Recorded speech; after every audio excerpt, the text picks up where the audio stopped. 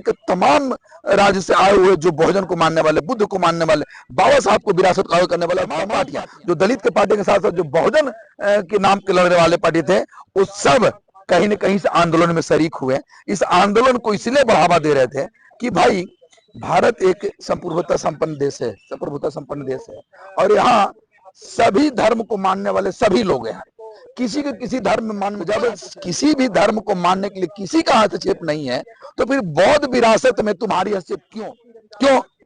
मैं इसलिए कह देना चाहता हूं कि जब भारत आजाद हुआ था, बाबा साहब ने जब संविधान बाबा साहब का लागू हुआ था, तो बाबा साहब का संविधान लागू हुआ था, बना हुआ है 1949 को।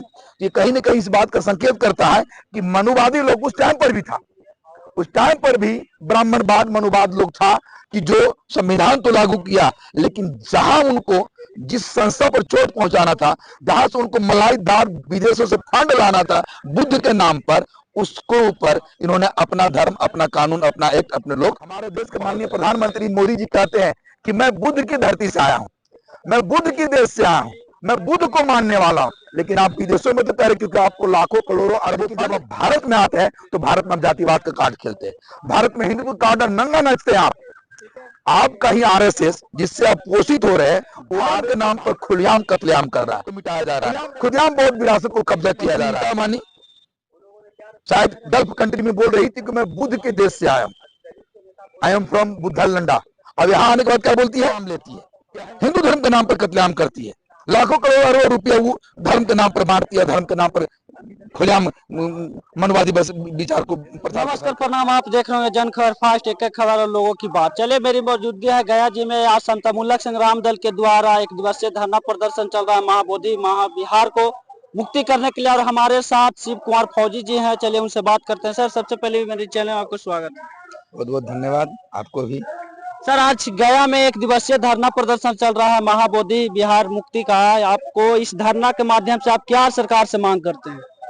सबसे पहले बात, आज समतामुल्लक संग्राम दल के बैनर तले गया के पावन धरती पर एक दिवसीय महाधरना का आयोजन किया गया, जिसका उद्देश्य था कि हमारा बौद्ध विरासत महाबोधि विहार बोध गया को बीटीएमसी एक्ट 1940 एक्ट से मुक्त किया जाए।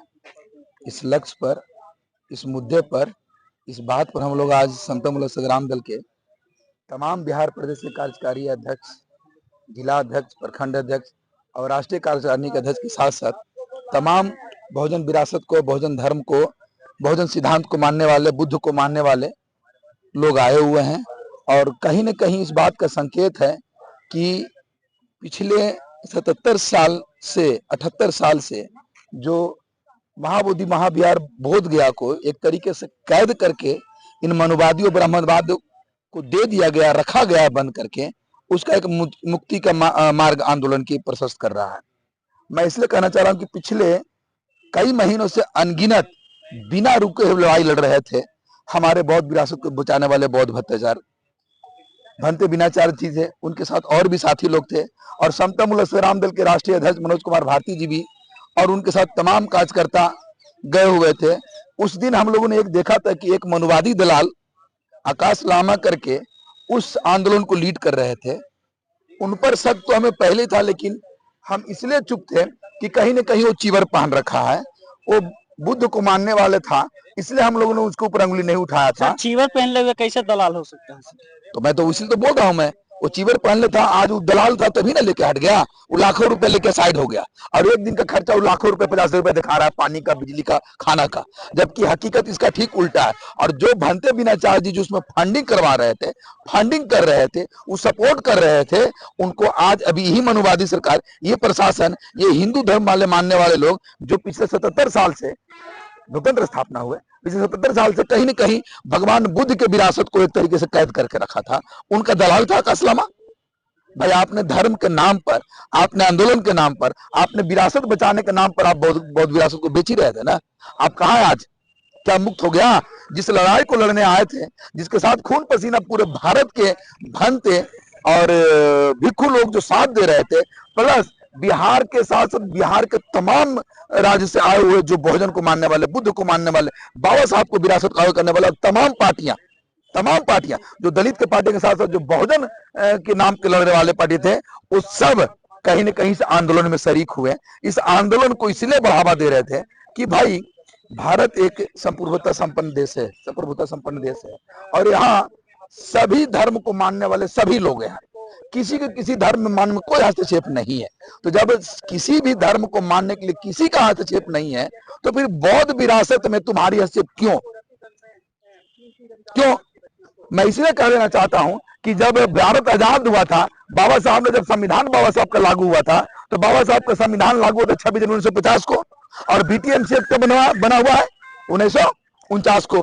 ये कहीं ना कहीं इस बात का संकेत करता है कि मनुवादी लोग उस टाइम पर भी था, उस टाइम पर भी ब्राह्मणवाद मनुवाद लोग था कि जो संविधान तो लागू किया, लेकिन जहां उनको जिस संस्था पर चोट पहुंचाना था, जहां से उनको मलाईदार विदेशों से फंड लाना था बुद्ध के नाम पर, उसको ऊपर इन्होंने अपना धर्म, अपना कानून, अपना एक्ट अपने लोग पकड़ के रखे थे। हमारे देश के माननीय प्रधानमंत्री मोदी जी कहते हैं कि मैं बुद्ध की धरती से आया हूं, मैं बुद्ध की देश से आया हूं, मैं बुद्ध को मानने वाला हूं। लेकिन आप विदेशों में तो कह रहे क्योंकि आपको लाखों करोड़ों अरबों फंड चाहिए, लेकिन जब आप भारत में आते हैं तो भारत में आप जातिवाद का कार्ड खेलते हैं, भारत में हिंदू कार्ड नंगा नाचते हैं आप कहीं आरएसएस जिससे आप पोषित हो रहे हैं, वो आरएसएस भारत में धर्म के नाम पर खुलेआम कत्लेआम कर रहा है, खुलेआम बौद्ध विरासत को मिटाया जा रहा है, खुलेआम बौद्ध विरासत को कब्जा किया जा रहा है।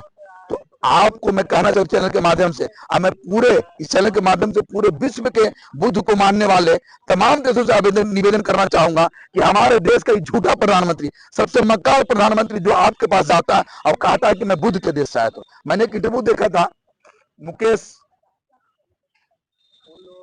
धीरू भाई अंबानी का, उसकी पत्नी नीता अंबानी शायद गल्फ कंट्री में बोल रही थी कि मैं बुद्ध के देश से आया हूं, आई एम फ्रॉम बुद्धलंडा। अब यहां आने के बाद क्या बोलती है? क्या हिंदुत्व का नाम लेती है, हिंदू धर्म के नाम पर कत्लेआम करती है, लाखों करोड़ अरबों रुपया वो धर्म के नाम पर मारती है, धर्म के नाम पर खुलेआम मनवादी विचार को प्रचार प्रसार करती है। तो मैं कैसे मानूं?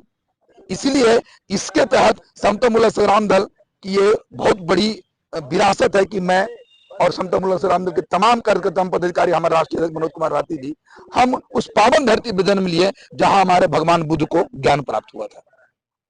ये हमारी खुशनसीबी है, ये हमारी बहुत बड़ी एक अपॉर्चुनिटी है कि मैं बुद्ध की धरती में पैदा हुआ, और इसके नाते मेरा फर्ज बनता है कि जो मूल निवासियों का विरासत है उसको बचाया जाए, उसके खिलाफ एक लड़ाई लड़ी जाए कि भाई जब तुम्हारा धर्म के धर्म स्थल हो, तुम्हारे कब्जे में है, तुम्हारे लोग बैठे हुए हैं, तो फिर बुद्ध विरासत को, जो हमारा विरासत जो हमको बाबा साहब ने सौंपे थे, उसमें तुम्हारा ब्राह्मणवाद लोग क्यों बैठा है?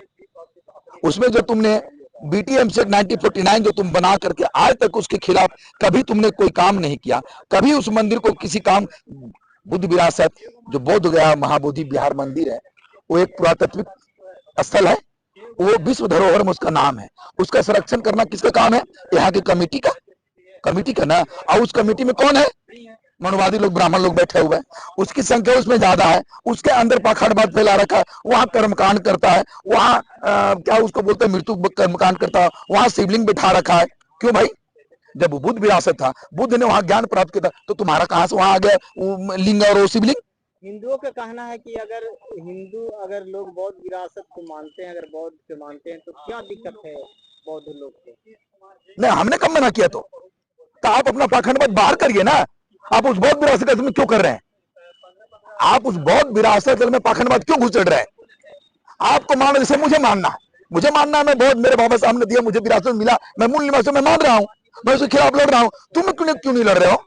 तुम्हारा जो अयोध्या का राम मंदिर बना, वहां लड़ाई कौन लड़ा था? ओबीसी।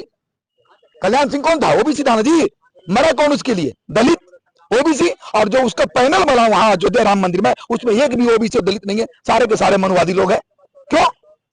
तो क्या लग रहा है कि सिर्फ ये धर्म नहीं, धंधा के लिए लोग? ये धर्म नहीं है, धंधा नहीं, उससे भी आगे है।